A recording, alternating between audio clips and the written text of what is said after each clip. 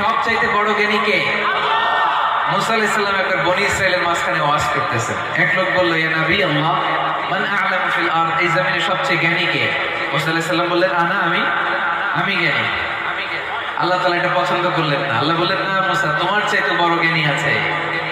দুই সাগরের মিলনস্থল মাজমাউল বাহরাইনে যাও, সেখানে আমার এক বান্দা আছে, নাম খাদির, যারা আমরা বাংলায় বলি খিজির।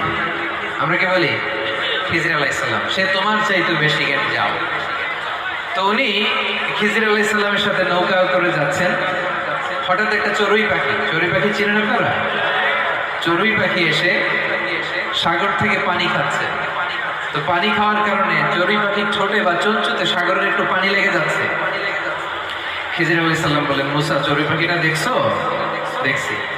পানি খাচ্ছে দেখছো? দেখছি। চড়ুই পাখিটা সাগর থেকে পানি খাওয়ার পরে সাগরের একটু পানি চড়ুই পাখির